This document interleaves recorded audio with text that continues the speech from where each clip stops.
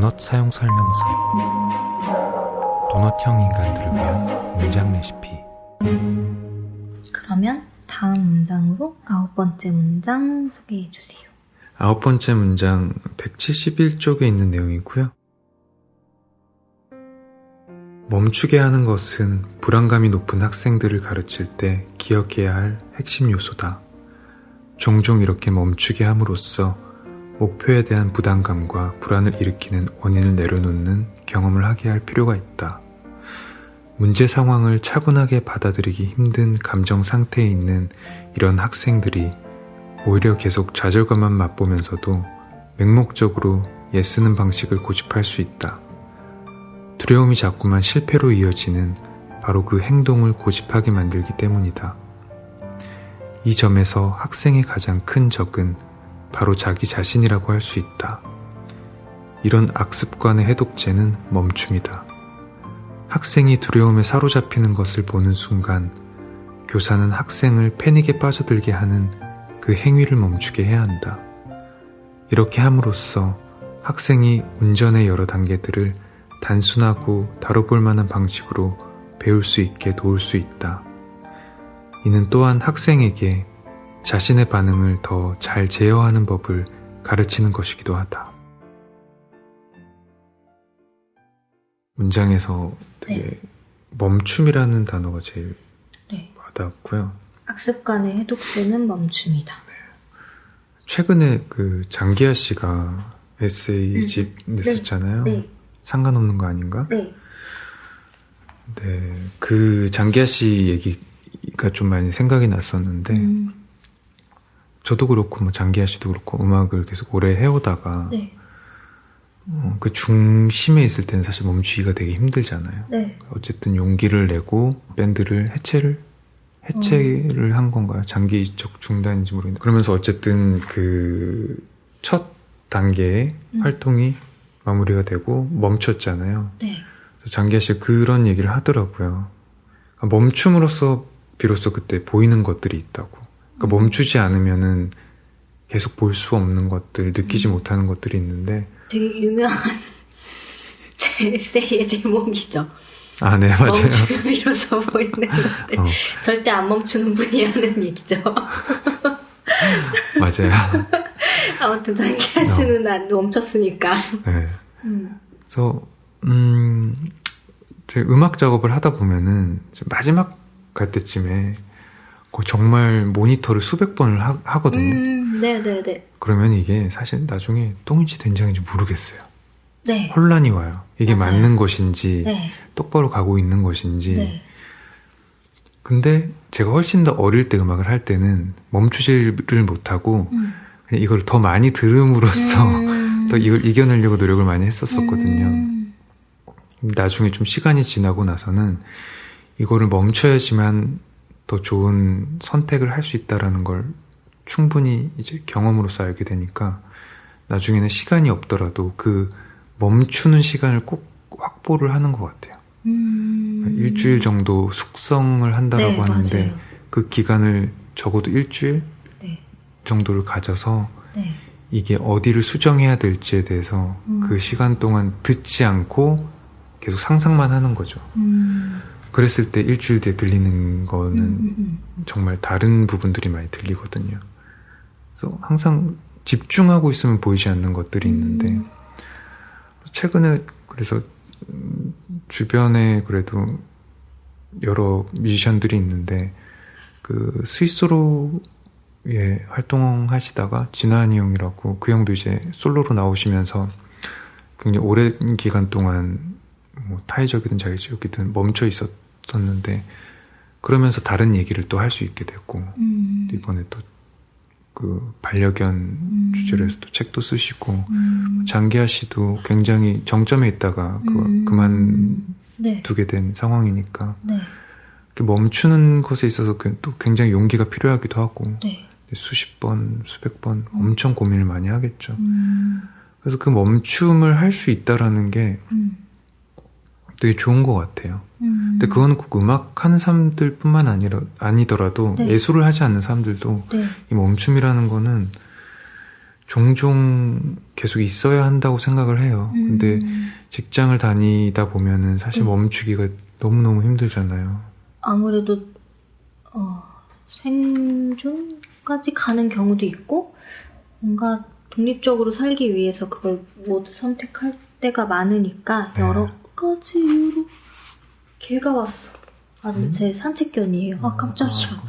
너무 큰 개 와가지고. 그 멈춘다는 거는 물론 여기서 얘기하는 거는 악습관을 갖고 패닉에 빠져 있을 때 뭔가를 배울 때 멈추게 하라는 것도 있고 저도 이제 이 대목 좋아서 표시했는데 내가 지금 뭐 하고 있는 거지라는 생각이 빠졌을 때는 다른 무언가를 하려고 빨리 뭘 생각하지 말고 일단은 멈추고 그러니까 그걸 돌아보는 것도 하지 말라는 뜻인 것 같긴 하거든요. 일단은 정말로 멈춰보고 그리고 잠시 후에 다시 돌아보는 거를 하는 그러니까 왜 여기서는 운전을 예로 든 거잖아요. 네. 근데 운전을 하다가 사실은 만약에 도로에서 했을 때는 정말 이제 물리적으로 멈추면 안 되잖아요. 네. 근데 이제 강습 중일 때 상황이 됐을 때는 근데 대다수의 강사들이 예를 들어 운전을 할 때 어떤 상황에서 뭐를 못했어. 차선 변경을 할 줄 몰라가지고 당황해서 못하면 그러면 다음 신호에 가서 합시다. 이렇게 다음에 가서 합시다라는 식으로 이제 다음 기회가 있어라는 식의 제안을 보통 할 것 같은데 근데 실제로 필요한 거는 다음에 가도 못할 확률이 높다라는 뜻인 것 같아요. 그거를 어떤 게 잘못됐는지 악습관을 고치지 않으면 그리고 이제 제목님이 얘기하신 어떤 정점에 있을 때 멈추는 거 그런 거 당연히 너무 필요한데 근데 자신이 멈춤으로써 잃게 되는 거에 대해 되게 많이 보통은 불안해 하잖아요. 두려워하고 불안해하고. 그리고 물론 멈춤에 시간이 있고 책이 나오는 것도 또 다른 생산이기도 하잖아요. 물론 이제 그게 어떤 경우엔 사실 다른 활동을 하기 위해 멈추는 것처럼 보이는 사람들도 요즘 사람들은 그런 게 멈춤도 있겠죠. 콘텐츠다. 네, 뭐 여행, 뭐 그런 모든 것들이 바로바로 사실은 책이 되어 글이 되어 나오는 세상이기 때문에 뭐 그 말씀하신 두 분은 아니라고 저는 보지만 아까 농담처럼 뭐 멈추면 비로소 보이는 것들이 가장 바쁜 분이라는 걸 우리가 너무 잘 알잖아요. 그런 것도 있고 약간 제가 말씀드리고 싶었던 거는 약간 숙성에 관한 것 같아요. 그게 직장인들도 저도 근데 일할 때 그러는데 너무 많이 바쁘고 마감을 급하게 치더라도 조금 늦어서 죄송하단 말을 하더라도 하루까지는 아니어도 반나절은 그러니까 마감을 치고 반나절은 안 보내요. 그리고 최소 몇 시간이라도 그리고 다시 열어봐서 그때 좀 고칠 게 있으면은 고치고 그러니까 정말 한 시간이라도 다른 거를 하다가 그거를 다시 열어보거든요. 그게 필요한 게 마감을 막 급하게 치다가 보내면 뭐 다행히 문제가 없으면 다행인데 그러고 이제 메일을 보내고 몇 시간 후에 열어보면 꼭 고치고 싶은 게 보이는 거예요. 맞아요. 모든 그 원고든 일이든 간에 그리고 실제로 한 템포 좀 쉬는 것도 너무 필요하기도 하고 그래도 실수가 일어나니까 그래서 실제로 어떤 작가들도 숙성의 그거 기간을 쓰시거든요. 그러니까 좀 일찍 마감을 하는 경우에는 적어도 일주일, 뭐 한 달, 만약에 여유가 있으면 좀 퇴고를 멈추는 시간이 좀 필요하긴 하다. 그런 것도 있고. 물리적으로는 근육도 쉬어줘야지 네. 성장을 한다고 네, 하잖아요. 네. 그런 원리들이 많이 작용을 하는데 시간이 없다, 에너지가 없다는 이유만으로 사실 좀 실현이 잘 안 되기는 하죠. 그런 기간을 가질 수 있는 게 누구한텐 되게 한가한 소리처럼 느껴질 수도 있을 거고. 저는 예전에 제 경험으로는 저는 연주를 멈췄었거든요. 예전에도 한번 말씀드린 적이 있긴 한데 손에 밴 습관들이 너무 많아서 결국에는 계속해서 뭔가 스스로 복제를 계속하게 되는 순간이 오더라고요. 그렇게 됐을 때 그럼 이 부분에 대해서 어떻게 타개를 하고 넘어갈 거냐 했을 때 그때 저는 이제 연주를 하지 않는 방법을 택하긴 했는데 어느 순간 위기가 오긴 했어요. 어쨌든 이 업을 계속 하려면은 멈췄다가 다시 가야 되는데 또 너무 오래 멈추다 보면은 몸이 잊어버리는 순간까지 가게 되면 좀 위험한 것 같더라고요. 저 같은 경우는 그렇게 멈췄을 때 좀 집중할 수 있는 것들이 좀 달라졌어요. 좀 더 멜로디에 집중을 하게 되고 다른 걸 좀 많이 내려놨던 것 같은데 물론 잃는 것들이 있었어요. 어쨌든 그것도 하나의 멈춤이라고 생각을 했고 이 책에서 계속 어쨌든 움직임에 대해서 되게 얘기를 많이 하잖아요. 네. 이 책 읽다가 생각이 났던 게 제주도를 매번 갔었는데 네. 한라산을 2번 올라갔었거든요. 근데 제가 막 러닝이랑 오래 걷는 걸 잘 못해요. 제 걸음걸이에 문제가 있나? 이러면서 무릎이 너무 안 좋아가지고 무릎이 너무 안 좋으니까 등산하기도 힘들고 걷기도 힘들고 그 문제를 잘 모르겠더라고요. 근데 올해 한라산 갔다 왔는데 올라갈 때 처음 거의 3번째인가 2번째로 줄 서서 올라가서 어두울 때 올라가서 네. 위에까지 되게 빨리 올라갔다가 되게 추운 날이었거든요. 네. 그래서 막 내려오는데 내려오는 순간부터 큰일 났다 가 된 거예요. 왜요? 무릎이 너무 아파서. 그래서 정말 남들보다 정말 빨리 올라갔다가 저 거의 진짜 늦게 내려왔거든요. 그래서 내려오는 시간이 진짜 길었고 고통스러웠고 그런데 그 내려오는데 이 무릎이 아프지 않기 위해서 온갖 방법으로 내려오기 시작을 하는 거죠. 막 이렇게 걷다 보면 안 아프고 또 걷다 보면 또 아프고 막 이러면서 왜 아플까에 대해서 진짜 5만 가지 방법으로 생각을 하게 된 거예요. 이제 내려오고 나서 어디가 아팠고 어떻게 걸었을 때 아팠고가 되게 데이터가 돼서 정말 고통스러웠는데 어쨌든 걷는 거를 너무 좋아하고 등산도 좋아하는데 해결을 못하니까 그래서 방법들을 찾았는데 결국엔 무릎이 안 좋긴 한데 그 문제가 무릎이 아니었었어요. 그럼요. 골반의 문제였었던 거예요. 그래서 나중에 추웠던 게 일단 문제였고 추운 상태 장경인대라고 해가지고 이 옆으로 이렇게 쭉 오는 인대가 있는데 네. 그게 나중에 무릎을 이렇게 계속 건드리면서 아픈 건데요. 몇 번 그렇게 하면서 그래서 어느 정도 스트레칭하고 그러니까 좀 마사지를 해준 상태에서 올라가면은 이게 아프지 않고 그래도 처음에 1시간 걸을 수 있었으면 2시간 걸을 수 있더라고요. 그럼 최근에 그래서 북한산 둘레길 걷기 전에 이렇게 마사지를 하고 갔었는데 스트레칭을 집에서 하고 갔거든요. 그랬더니 3시간, 4시간 걸었는데도 괜찮았어요. 좀 신기했던 거는 내가 아프다고 느꼈던 부위, 그러니까 내가 집중했던 부위가 아닐 수 있다는 생각을 처음 했어요.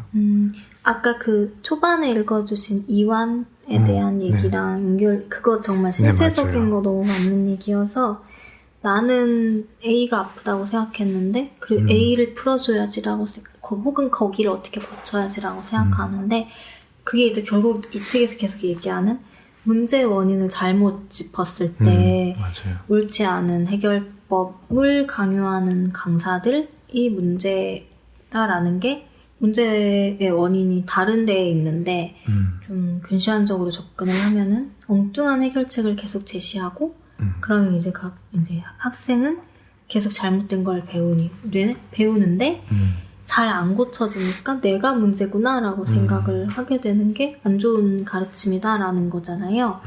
그런 것들이 진짜 다 연결되는 것 같아요. 근데 그거를 다 하나하나 잘 들여다볼 수 있는 학생과 교사가 과연 얼마나 있을까 싶긴 한데 아마 그런 걸 들여다보는 과정의 이 멈춤의 기간이